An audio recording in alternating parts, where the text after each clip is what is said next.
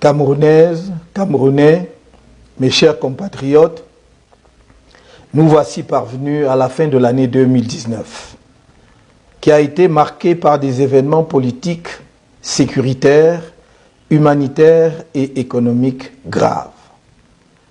Dans mon message de fin de l'année 2018, j'avais dressé un tableau préoccupant de la situation générale de notre pays et espérais sincèrement que celle-ci s'améliorerait en 2019. Malheureusement, la situation a empiré. En cette fin d'année 2019, le Cameroun est un État sinistré du fait de l'obstination de M. Paul Biya à demeurer à la tête de l'État alors qu'il n'a plus rien à offrir au pays. Jamais un homme n'aura autant sacrifié pour son ego la vie de ses compatriotes, toutes catégories sociales confondues. Le conflit armé dramatique que le régime en place impose aux compatriotes des régions du nord-ouest et du sud-ouest perdure. Et malgré l'évidence que nul ne pourra gagner cette guerre par les armes, le pouvoir refuse la tenue d'un dialogue sincère pour y mettre fin. Le bilan de cette guerre fratricide est terrible.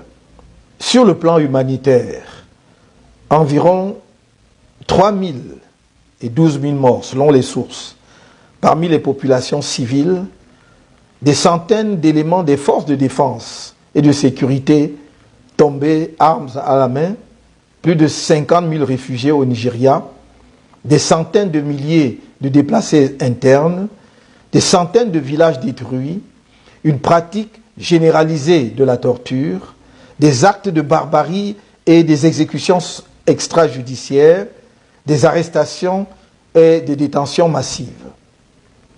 Sur le plan économique et social, l'arrêt des activités de nombreuses entreprises installées dans ces régions, des milliers d'emplois détruits dans un pays miné par un chômage élevé, notamment parmi les jeunes, et les 2 régions déclarées zones économiquement sinistrées par le gouvernement.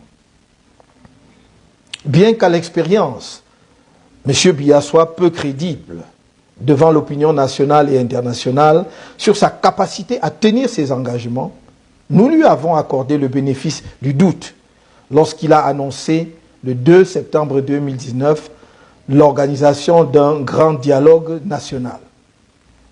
Nous le croyions mu par un sursaut patriotique devant le drame humanitaire et les menaces à l'intégrité territoriale liées à la situation du nord-ouest et du sud-ouest.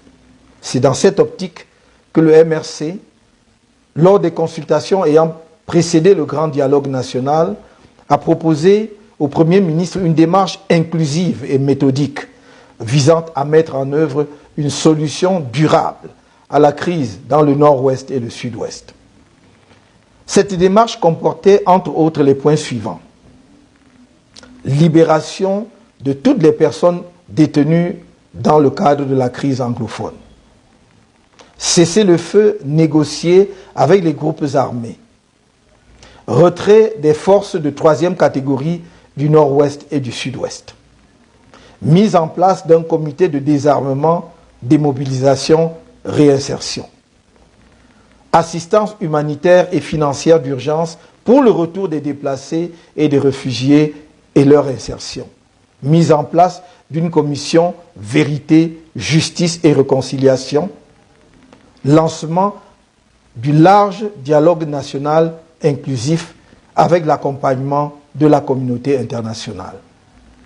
Le large dialogue national inclusif que commande la situation du pays doit traiter d'autres sujets importants, notamment la réforme du système électoral, la réforme de nos institutions, la garantie du respect des droits humains fondamentaux et des libertés publiques, la garantie de l'indépendance de la justice. Pour qu'un tel dialogue soit vraiment utile, et pour des raisons d'efficacité, Il doit être porté par une commission préparatoire chargée de régler, dans le cadre des projets de texte à soumettre à l'approbation des participants à son ouverture, un certain nombre de questions pratiques indispensables à sa bonne tenue.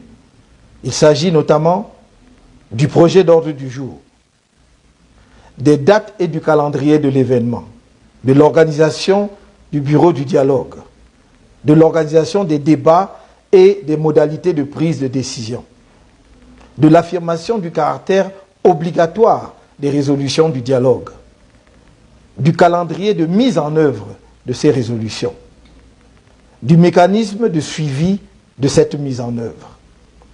C'est dans cet esprit que le MRC a proposé, pour la réussite du grand dialogue national tenu en septembre dernier, la prise en compte des exigences suivantes.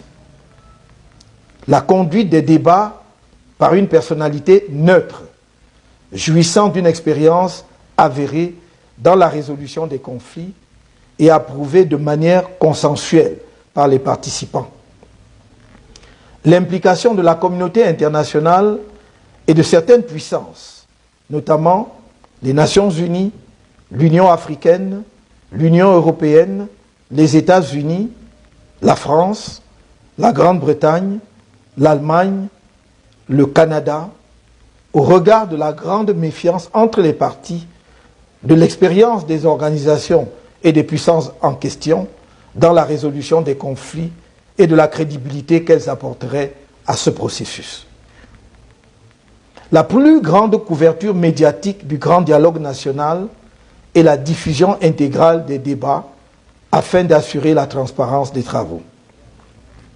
Hélas, c'était sans compter avec la nature du pouvoir en place. Fidèle à lui-même, il a utilisé le grand dialogue national comme une ruse pour gagner du temps face à la pression internationale, au lieu d'en faire une démarche sincère visant à trouver des solutions consensuelles et durables aux défis auxquels est confronté notre pays, particulièrement dans le nord-ouest et le sud-ouest. Il a ignoré de ce fait les propositions du MRC, ainsi que celles allant dans le même sens, provenant de la société civile et de la communauté internationale. C'est le lieu de rappeler qu'à la cérémonie d'ouverture officielle de ce grand dialogue national, le 30 septembre 2019, le sultan des Bamoun avait prononcé un discours courageux et bien inspiré, qui épousait les propositions de réforme du MRC et de toutes les organisations nationales et internationales soucieuses de travailler à la reconstruction d'une paix durable dans notre pays. Il posait également la question centrale de l'alternance à la tête de l'État. Ces propositions avaient été très mal accueillies par le Premier ministre qui, quelque temps avant, avait lui-même été désapprouvé publiquement par le ministre de l'administration territoriale sur l'orientation à donner au dialogue. Le fameux grand dialogue national, qui n'a été qu'un monologue et une fuite en avant, s'est achevé sur des recommandations sans importance, de surcroît non contraignantes pour le pouvoir et sans aucun calendrier de mise en œuvre. Ces résolutions ont donné lieu à ce qu'on appelle maintenant la loi sur la décentralisation, comme si aucune loi n'existait en la matière. La grande trouvaille du grand dialogue national est d'avoir découvert une proposition que nous avions faite en 2017, en conformité avec la Constitution de 1996, qui prévoit en son article 62, alinéa 2, la possibilité d'un statut spécial pour certaines régions du pays. Le grand dialogue national le découvrait 23 ans après l'adoption de la Constitution de 1996 et 3 ans après le début du conflit armé dans le nord-ouest et le sud-ouest. Au regard de la profondeur du climat de défiance des populations du nord-ouest et du sud-ouest vis-à-vis du pouvoir en place et de la persistance du conflit armé qui a causé des dégâts humains, économiques et sociaux importants, cette loi sur la décentralisation arrive sans doute trop tard et offre très peu pour la résolution de la crise. Aujourd'hui, la situation sécuritaire et politique du pays commande une franche discussion entre Camerounais sur la forme de notre État. Et pour être porteuse de paix, une telle discussion ne doit pas être fermée au débat sur le fédéralisme. Faire cette affirmation n'est point faire l'apologie de la sécession ou du séparatisme, car il convient de le souligner. De nouveau, le fédéralisme n'est pas synonyme de séparatisme ou de sécession. La position du MRC sur le séparatisme est connue et constante. La sécession n'est pas une option. Cependant, nous sommes convaincus qu'il faut dialoguer avec tous les Camerounais, sans exception, y compris ceux qui défendent pour le moment la thèse de la sécession, les fédéralistes, les centralistes, qu'ils soient au Cameroun ou de la diaspora. C'est d'ailleurs l'unique voie qui reste au pouvoir en place pour éviter le risque d'implosion du pays. C'est une question de pragmatisme. On ne cherche pas à faire la paix avec ceux de son bord, mais avec ceux avec qui on est en désaccord. Dans le cadre de la nouvelle loi sur la décentralisation, l'article 246, selon lequel les futurs maires de villes placés à la tête des communautés urbaines devront être désormais des personnalités autochtones, vient s'ajouter à celui qui dispose que les chefs des exécutifs régionaux doivent également être des autochtones. De telles dispositions sont une négation de la citoyenneté et de la démocratie. Elles établissent dans notre pays une exclusion politique incompatible avec la République et les principes démocratiques. Suivant une telle logique, les responsables civils et militaires, les fonctionnaires et agents de l'État ne devraient-ils pas eux aussi être des autochtones afin de parfaire le repli identitaire que promeut cette fameuse loi? Une telle approche de la citoyenneté et du vivre ensemble ne s'inscrit pas dans notre vision du Cameroun. Le Cameroun est une nation qui appelle ses enfants, sans distinction d'origine, sur tous les fronts, celui du développement comme celui de la défense de l'intégrité de notre territoire. C'est un même peuple qui communie dans ses moments de joie et qui souffre quand le malheur frappe une partie de lui-même.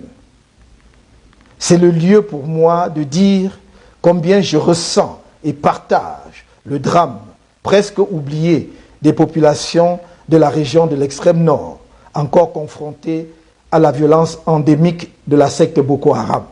Tout en saluant le courage et les sacrifices des soldats engagés sur ce front, je ne peux m'empêcher d'attirer une fois de plus l'attention des hauts responsables de l'armée et des forces de sécurité sur les violations importantes des droits de l'homme de nos compatriotes dans cette région, pris entre deux feux.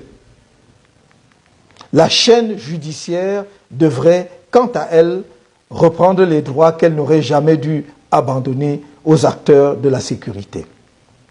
Chers compatriotes, nous ne prêterons pas le flanc aux vaines polémiques et calomnies qui sont le propre de ceux qui ont échoué à répondre aux attentes légitimes des populations qui avaient placé leur confiance en eux. Nous sommes familiers des manœuvres de M. Biya qui, à l'heure du bilan, brandit le spectre sensible de l'autochtonie pour détourner le regard des indicateurs économiques, financiers, sociaux et politiques permettant de mesurer froidement son échec total sur ces registres. Le but est de distraire les Camerounais de l'essentiel. Notre aspiration commune à l'édification d'un Cameroun prospère au bénéfice de tous. À cet égard, notre conviction est que tous nos compatriotes, quelles que soient leurs appartenances communautaires, religieuses ou sociales, leur lieu de résidence, ont le droit de mener une vie qui leur donne satisfaction grâce à un travail à la mesure de leur talent et des revenus décents, en ayant acquis une éducation et une formation professionnelle adéquates. Ils ont le droit d'accéder à un logement décent, à l'eau potable, à l'énergie, aux services de transport et de télécommunication. Notre objectif n'est pas de construire des barrières de haine entre les communautés, ni de fonder une société où une infime minorité s'enrichirait de manière indue aux dépens du plus grand nombre, mais de bâtir une nation dans laquelle toutes ses composantes vivraient dans une harmonie intercommunautaire, jouissant équitablement des fruits de la prospérité du pays. Telle est mon ambition pour notre pays. Telle est l'ambition du MRC. C'est cette ambition qui fonde également l'impératif de réformer l'État, afin de donner aux entités régionales ou fédérées et aux communes les moyens de se déployer plus efficacement au service de leur population, l'État veillant à un développement équilibré de l'ensemble des composantes de la collectivité nationale. Il s'agit d'une question urgente d'équité et de justice sociale entre les composantes de la nation. Dans un pays dont plus de 80% de la population a moins de 35 ans, formant une jeunesse massive, désœuvrée et désespérée face au manque de perspectives. Il serait fastidieux de se livrer à une énumération des éléments illustratifs de la ruine économique et sociale de notre pays, dans un régime caractérisé par une grande tolérance à la corruption aggravée par l'impunité, un manque d'anticipation, une tendance à subir les événements plutôt qu'à en influencer le cours, une carence d'objectifs et d'indicateurs d'évaluation et de contrôle des performances, qu'il s'agisse des programmes économiques ou des entreprises publiques. Il suffit de citer parmi les cas récents le fiasco de la Cannes 2019 et le scandale des détournements de fonds y afférents qui, étonnamment, n'ont suscité aucune enquête, encore moins la sanction des auteurs. La déconfiture des entreprises publiques dont les pertes se chiffrent en centaines de milliards de nos francs. La surévaluation des coûts des projets et le dépassement des délais dans la réalisation des infrastructures de toutes sortes, en l'occurrence les routes, les ponts, les barrages hydroélectriques, etc. Un seul exemple. 7 ans après le démarrage du projet de barrage de Memvele, alors que les Camerounais attendaient 230 mégawatts de ce barrage qui a coûté 430 milliards de francs CFA, soit 3 fois le prix normal, ils ne reçoivent que 80 mégawatts. Camerounaises, Camerounais, chers compatriotes, le 7 octobre 2018 a eu lieu l'élection présidentielle. Vous m'avez fait confiance, mais votre victoire a été volée dans des conditions de fraude massive et ignoble dont vous avez été les témoins. Face à ce hold-up électoral et au regard des graves problèmes politiques du pays, le MRC et ses alliés ont engagé un plan national de résistance avec pour point culminant l'organisation de marches blanches pacifiques. Ces marches pacifiques visaient à obtenir la fin de la guerre dans les régions du nord-ouest et du sud-ouest, le recomptage des voix, bureau de vote par bureau de vote, en croisant les procès-verbaux avec des listes d'émargement, l'arrêt de la succession de gré à gré au sommet de l'État, la clarification du fiasco du retrait à notre pays de l'organisation de la Cannes 2019 et du scandale financier qui l'a entouré. Les marches organisées ont donné lieu à une répression armée d'une barbarie sans précédent dans notre pays, puis à des vagues d'arrestations illégales, des actes de torture, des violations massives des droits humains fondamentaux, à l'emprisonnement des centaines de militants et sympathisants du MRC et même de simples passants, enfin à des actes de barbarie judiciaire posés par une justice totalement aux ordres. Les épreuves que j'ai endurées personnellement à la suite de ces tristes événements ne m'ont pas affecté autant que les brutalités infligées injustement à des jeunes, des mères de famille et à de nombreux autres camarades dont le seul crime est d'avoir cru à l'alternance par les urnes et dans la paix dans leur pays. Certains d'entre eux sont mutilés à vie. De cette douloureuse épreuve, le MRC est sorti fortifié et déterminé plus que jamais à lutter pour libérer notre peuple. Face à cette situation, notre parti a montré que la solidarité n'est pas un vain mot dans sa vision. En effet, pendant plus de 9 mois, une chaîne extraordinaire de solidarité s'est formée, des confins de nos campagnes à la diaspora, pour apporter assistance aux otages politiques du régime que nous étions et que certains de nos camarades encore en détention demeurent. Face à une justice devenue folle, nos braves avocats ont démontré une compétence, une détermination et un sens du sacrifice exceptionnel. Et que dire de la réussite de l'opération baptisée Ardoise Rose, conçue pour soutenir la scolarité des enfants des camarades détenus par des Camerounais anonymes d'ici et de la diaspora. Que le plus petit des contributeurs ou donateurs de l'intérieur comme de la diaspora, le plus jeune des collectifs de nos brillants avocats, les camarades qui se sont sacrifiés au quotidien pour assurer la lourde logistique, les familles des otages qui ont été d'un soutien moral inestimable, reçoivent ici ma profonde gratitude et celle du parti. J'ai une pensée particulière pour ceux et celles dont les familles se sont disloquées, pour ceux et celles qui ont perdu des proches pendant leur détention illégale, et pour tous ceux et celles qui ont perdu leur emploi ou vu leurs affaires péricliter pendant ce même temps. Rien ne peut compenser ce que ces hommes et femmes ont injustement perdu. Néanmoins, je veux leur dire que le MRC met tout en œuvre afin qu'il soit un jour dédommagé par l'État du Cameroun. Les procédures internationales engagées en ce sens suivent leur cours, alors que celles visant toutes les personnes responsables des actes de torture et de traitements dégradants sur nos militants et sympathisants sont pratiquement bouclées. Le 5 octobre dernier, des centaines de prisonniers politiques du régime, y compris moi-même, ont été relâchés.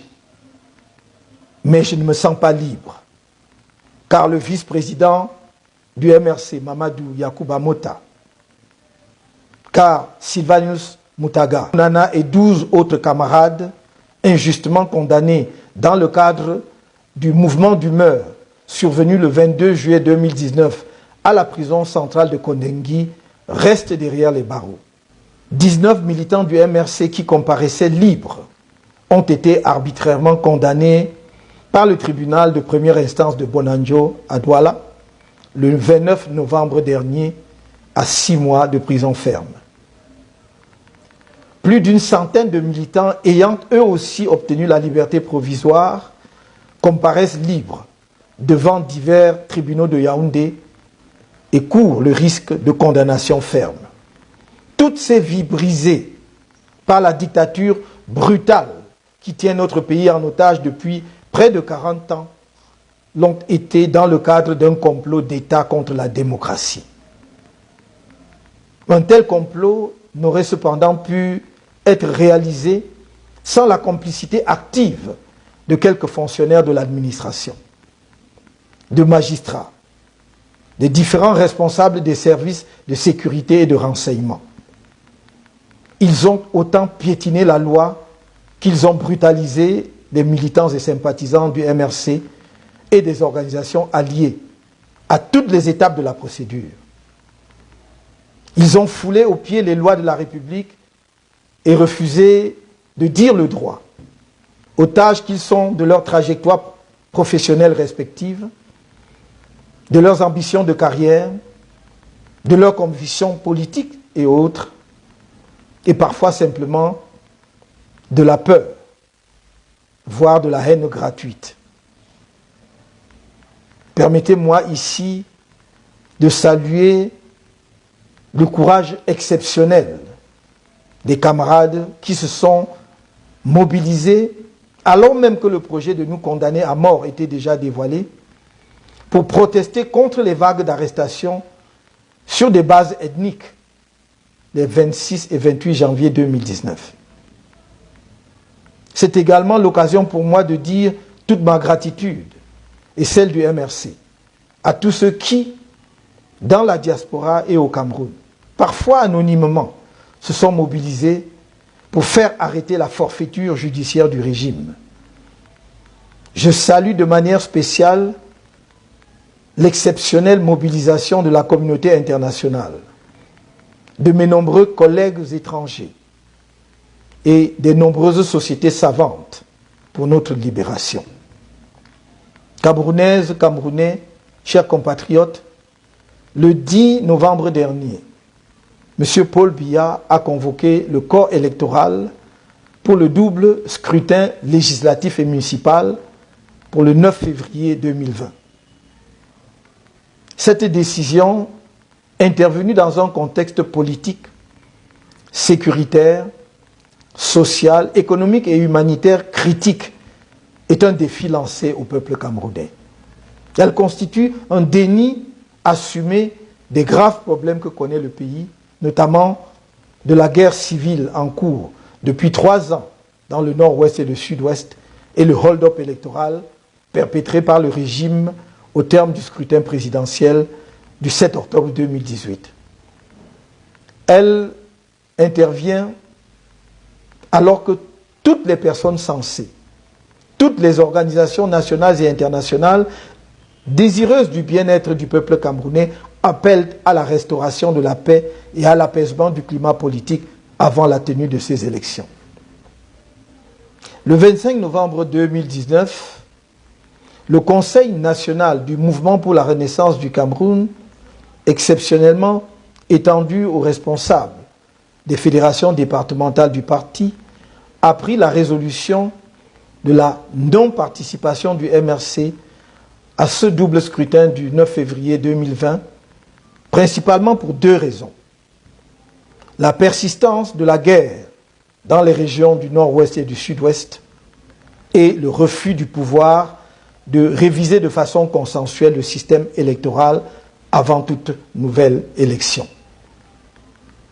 Tenir des élections dans notre pays, dans les conditions actuelles, c'est, d'une part, donner le message terrible aux populations anglophones du nord-ouest et du sud-ouest qu'elles ne sont pas des Camerounais. Et, d'autre part, aller vers une nouvelle crise post-électorale, car les mêmes causes produiront les mêmes effets. Le pouvoir en place ne peut tenir ces élections sans risque de contestation qu'uniquement avec ses alliés traditionnels et ceux qui l'ont rallié à l'occasion de l'élection présidentielle de 2018. J'ajoute que s'agissant de la guerre dans le nord-ouest et le sud-ouest, le gouvernement dissimule les chiffres réels sur les pertes en vies humaines en général et en particulier dans les rangs de nos forces de défense et de sécurité. Cependant, des sources crédibles font état des pertes bien plus importantes que celles officiellement annoncées. Il y a une interdépendance entre la réforme consensuelle du système électoral, la qualité des élections et le retour de la paix dans les régions anglophones une fois la guerre civile arrêtée. En effet, l'un des problèmes majeurs à l'origine de la crise anglophone N'est-il pas le discrédit et l'absence de légitimité des élites du Nord-Ouest et du Sud-Ouest inféodées au pouvoir en place? Or, seules des élections transparentes et justes peuvent garantir ce crédit politique et cette légitimité en permettant aux populations concernées de désigner les dirigeants de leur choix. Chers compatriotes, comme j'ai eu à le dire, la lutte sera longue. Mais il ne tient qu'au peuple camerounais de se mobiliser pour obtenir la victoire à brève échéance. La lutte de libération de notre pays a plus que jamais besoin de la mobilisation de tous et de l'engagement de chacun. Au moment où nous engageons la phase 3 du plan national de résistance. Cette troisième phase s'organise autour des points suivants. 1. Mettre tout en œuvre pour obtenir la libération dans les meilleurs délais possibles de nos camarades, militants et sympathisants, prisonniers politiques encore injustement détenus. 2. Assurer la réussite du boycott du double scrutin prévu le 9 février 2020, car la tenue de ces élections conduira à une impasse et aggravera le conflit armé dans le nord-ouest et le sud-ouest, autant que les tensions politiques dans le pays. Il s'agit donc d'une action de salut national qui va au-delà des clivages partisans, linguistiques, ethniques, religieux, etc., qui n'expose la vie d'aucun citoyen camerounais, mais offre à chacun une occasion d'exprimer son désaccord avec la conduite des affaires du pays sans courir aucun risque. Ne l'oubliez pas, le vote n'est pas obligatoire au Cameroun. Vous n'encourrez donc aucune sanction si vous décidez, comme je vous le demande, de ne pas aller voter. 3. Au cas où le pouvoir passerait en force, comme à son habitude, 2 types d'actions seront engagées. Premier type d'action, mobiliser la population afin qu'elle fasse entendre ses revendications par toutes les voies pacifiques.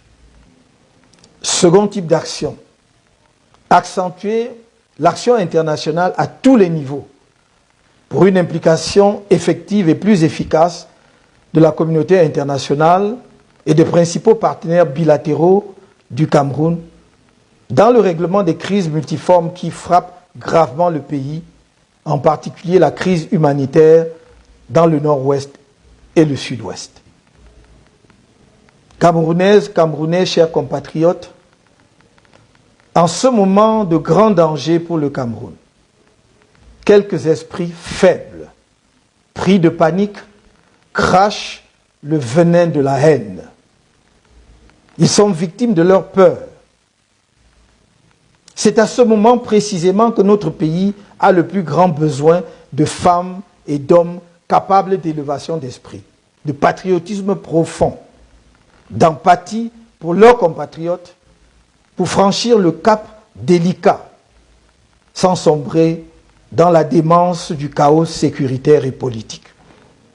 C'est pourquoi, fidèle à ma démarche constante de rassemblement sans exclusive des forces vives du pays, je fais appel à ce qu'il y a de meilleur en chacun de nous pour échapper à l'autodestruction nationale, à cette inclination tribaliste qui se fait chaque jour plus forte, et à nous atteler résolument à construire ensemble la République nouvelle que notre peuple appelle de tous ses vœux depuis si longtemps. Une telle mission transcende les partis politiques, les clivages ethniques, les appartenances religieuses et les croyances de toutes sortes. C'est à un sursaut national que la situation dramatique de notre pays appelle sans délai tous ses enfants. Nous devons avoir le courage de constater que le système en place a épuisé sa logique et que le Cameroun ne peut plus rien en attendre.